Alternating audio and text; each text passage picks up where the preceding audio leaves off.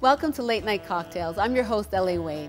Today, Late Night Cocktails is taking you on a ride through the mythology of the Black Phallic Fantastic, a psychosocial reading of Black masculinity in Western art and cinema. We're also going to be teasing out some other themes that are impacting the construction of the Black man. We all know how much I love the Black man. These themes derive from a book called Appealing Because He is Appalling, Black Masculinities, Colonialism, and Erotic Racism, published by the University of Alberta Press.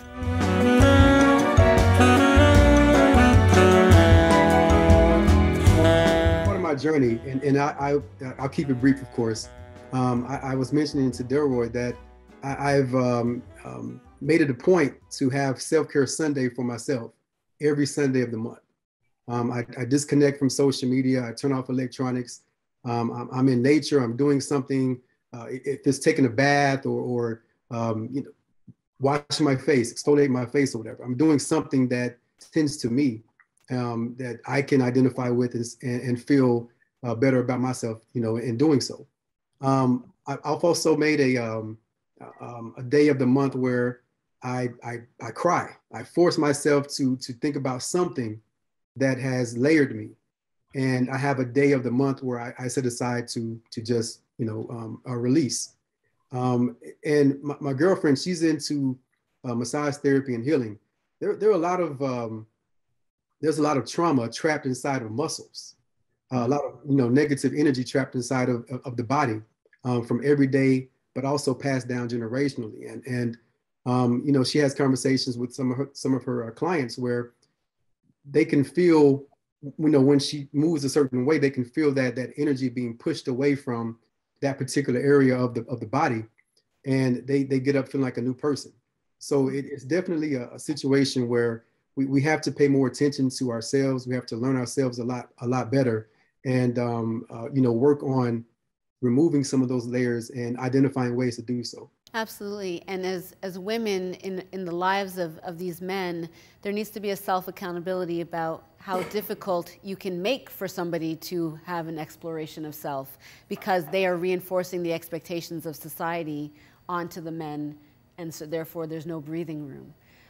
Rocco, thank you for that, Kadar. What did you bring for the Pandora's box? It's right behind you. Oh, okay.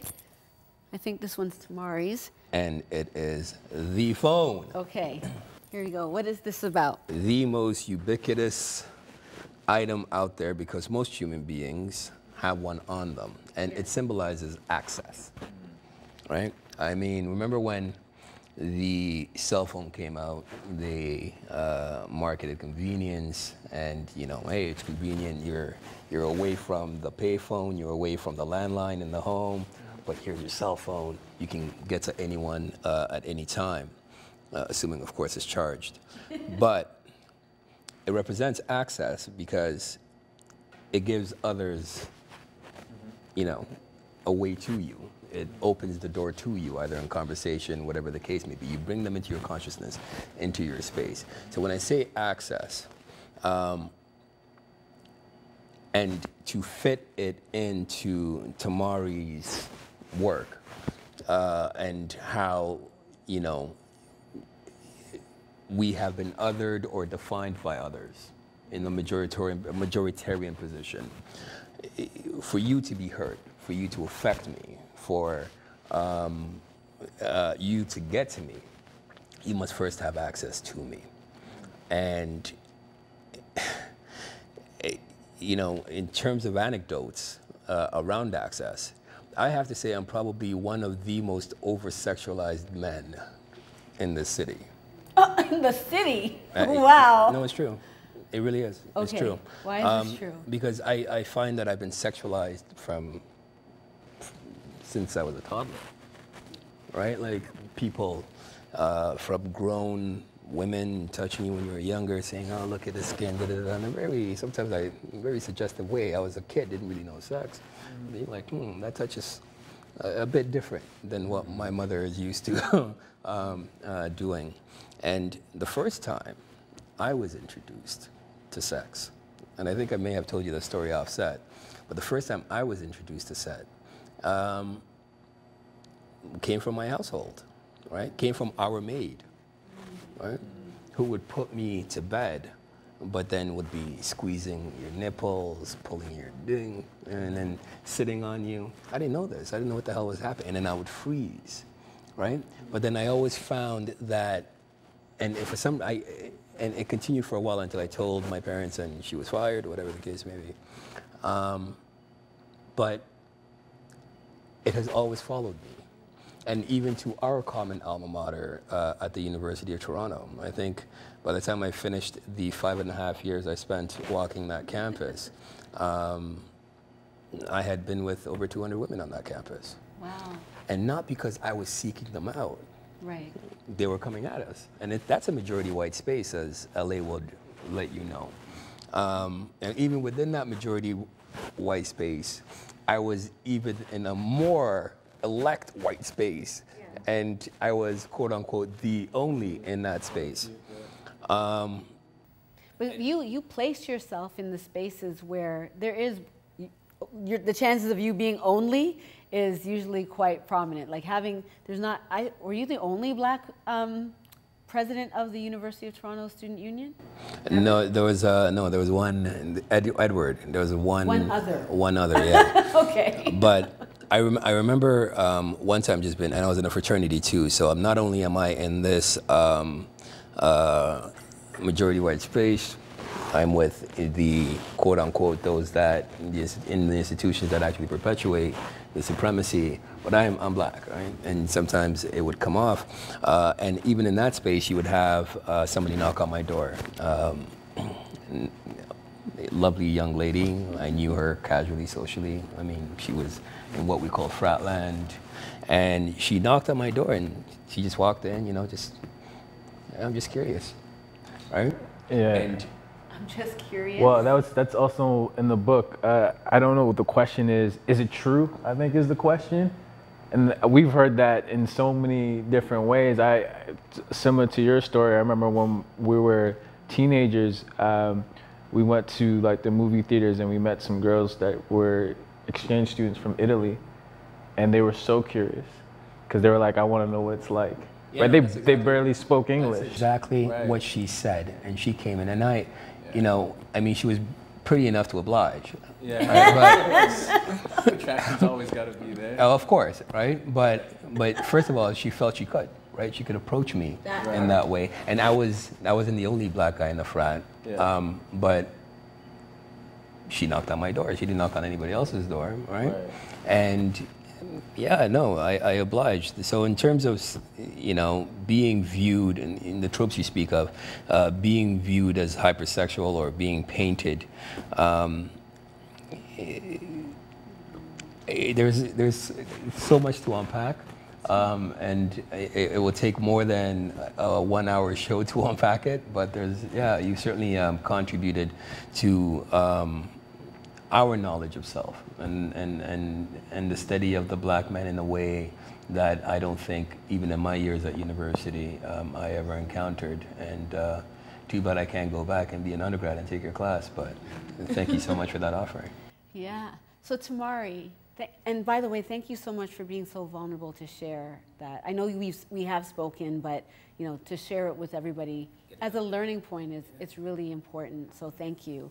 But Tamari, there's if you're a young man with hormones and all of this vagina is being thrown at you, what is talk to me about the carrot and the stick, because I don't think during the developmental stage you are mature enough to stop and be like, wow, she's entitled to my body. She feels she's entitled to my body. I don't think I should share this with her. We obviously in the home we need to reinforce and teach that, but there is a benefit that I think men might utilize in sleeping with, especially white women, in that realm of their curiosity, of how to upwardly mobile themselves into a better position. There seems to be a carrot and a stick that is associated with this experience. Would that be true? I would tend not to think of it as a carrot and a stick, because there is always a stick. Yeah. And even for black men that do not consent, The stick is I will make a sound, I will accuse you, something, something. So consent for us, the giving of consent, is highly tenuous at best.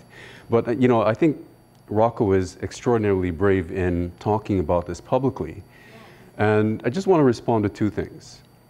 Sigmund Freud was sexually abused by his nanny. And there's this great talk about Sigmund Freud being misogynist and so on and so forth. Can we take a step back and think about what it's like to be a man as a child? Your human sovereignty, your sexual sovereignty, your sovereignty as a human being has been removed from you. And the presumption is that because you're a male, you always want it, you always enjoy it.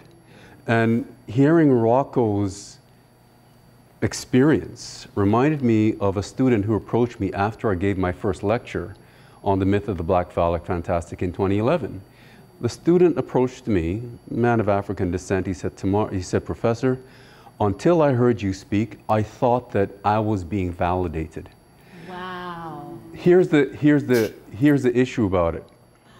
Black men are so demeaned, so undervalued, that where there is a presumption of value, that helps to bolster their self-esteem, right? Because everywhere around them, their self-esteem is already suspect, right? And so they have to struggle to develop a conception of themselves which is positive. And I think this comes back to some of the material that Delroy talked about in his chapter, and the role that he's doing as a pastor is to help young black men to say, let me stop for a second and look at this narrative of someone knocking on my door, presuming that they're giving me a gift. Right. It's the reverse. It's the reverse. Right? May I quickly add to that? Yes, of course. It got to a point where, you know, you thought, and guys, we're not exactly, I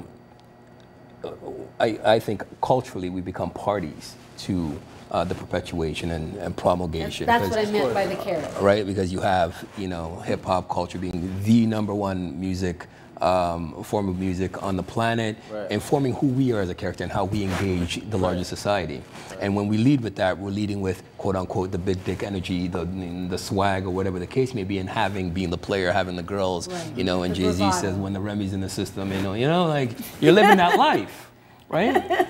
And I got to a point where I looked in the mirror, like I was having so much sex that I looked in the mirror where it felt like a scene from New Jack City where the crackhead is looking at his face, you know, and just like rubbing his face to see whether or not it's even there. Like I'm feeling like, yeah, right?